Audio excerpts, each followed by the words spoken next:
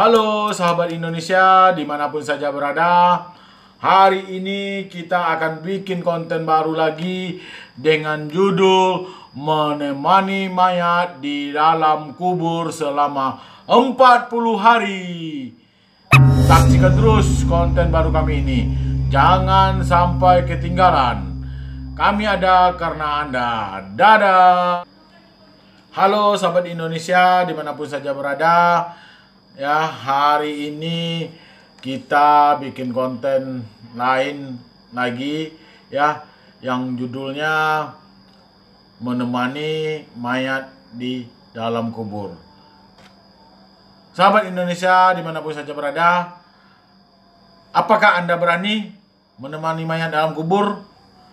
Kalau berani, imbalannya setengah harta warisan dari si mayat Anda yang ambil. Berani? Terima tantangan. Jadi Alkisah, ada seorang konglomerat semasa hidupnya. Dia berwasiat ketika dia meninggal, dia mewasiatkan kepada anaknya agar bisa menemaninya selama 40 hari ketika di dalam kubur. Tentu hal ini sangat ditentang oleh si anak. Ya. Bapak katanya, bapak gila ya. Masa bapak udah meninggal, kami yang nemani bapak selama 40 hari, 40 malam.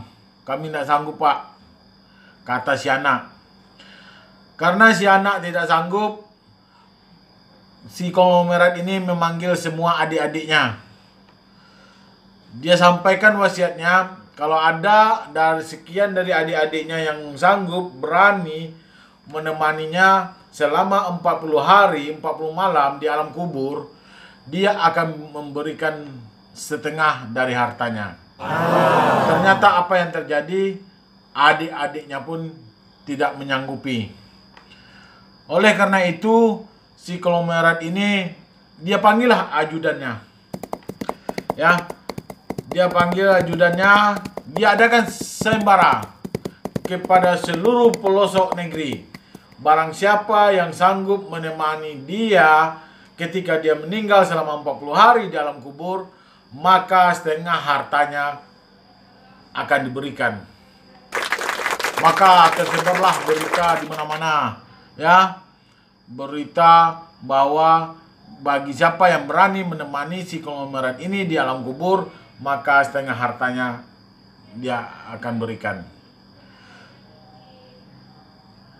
Suatu hari, ya, terdengarlah berita ini kepada si tukang kayu. Ya, si tukang kayu ini sangat miskin, ya, betul-betul tidak mampu. Dia hanya punya satu-satunya harta, yaitu kapak, ya, untuk mata pencariannya menghidupi keluarganya. Ya, kemudian tidak berapa lama meninggallah si konglomerat ini, ya. Akhirnya di prosesi pemakamannya dibuat semewah-mewah mungkin. Namanya seorang hartawan konglomerat, ya, semua hartanya dibawanya. Ya, sehingga datanglah si tukang kayu yang pernah mendengar sayembara yang disampaikan oleh ajudannya. Kemudian si tukang kayu ini menyanggupi bahwa dia akan tidur selama 40 hari, 40 malam bersama si mayat di alam kubur. Kemudian dimakamkanlah si konglomerat ini bersama si tukang kayu yang membawa napannya ke alam kubur. Setelah selesai proses pemakaman, 7 langkah setelah pelayat ataupun anak-anak ataupun keluarga dari si konglomerat ini pergi, datanglah 2 orang malaikat, ya, di dalam kubur. Tentu si tukang kayu akan memperkirakan bahwa si mayat ini akan ditanya oleh malaikat Mungkar dan Nakir. Ya, dia pikir si mayat yang akan ditanya oleh malaikat. Tapi apa jadinya? Ternyata kedua malaikat ini mendatangi dia, lalu bertanya, "Hai tukang kayu, kamu di sini lagi ngapain?" Dijawablah oleh si tukang kayu, "Saya menemani mayat ini selama 40 hari. Untuk apa kamu temani mayat ini?" "Agar aku bisa memperoleh setengah hartanya." Itu kata si tukang kayu kepada malaikat. "Yang di tanganmu, apa yang kamu pegang?" Kemudian si tukang kayu menjawab kepada malaikat, "Ini adalah satu-satunya kapakku." "Buat apa kapak itu?" Malaikat bertanya kepada dia, "Untuk apa kapakmu?" "Kapak ini yang selalu setiap hari saya pakai untuk menafkahi keluarga saya." "Oh begitu ya," kata malaikat. Kemudian dua malaikat itu pergi, meninggalkan si tukang kayu beserta mayat. Hari kedua, si tukang kayu menemani lagi, dan tak selang berapa lama datang kembali malaikat bertanya kepada dia, "Ketika kamu menggunakan kapak kayu, kayu mana yang kamu tebang, wahai tukang kayu?" "Saya menebang kayu di hutan belantara yang tidak ada yang punya." "Lalu kamu apakan kayu itu?" "Kayu itu saya potong-potong dan saya bagi dan saya jual ke pasar untuk menafkahi keluarga saya."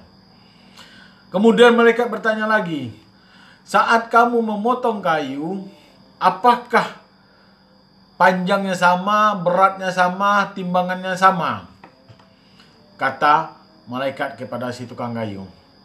Kemudian si tukang kayu menjawab, "Saya hanya sekedar mengira-ngira saja berapa panjangnya dan berapa beratnya."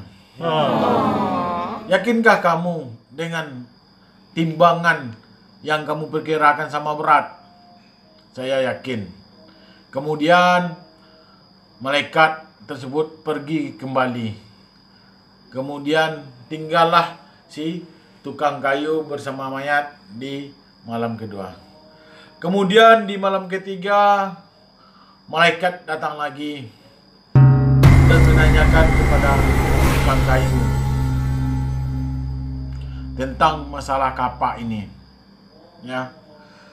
Kemudian dia tanya asal usul kapak ini dia beli pakai apa, ya, di mana dia beli, dan seterusnya. Ya,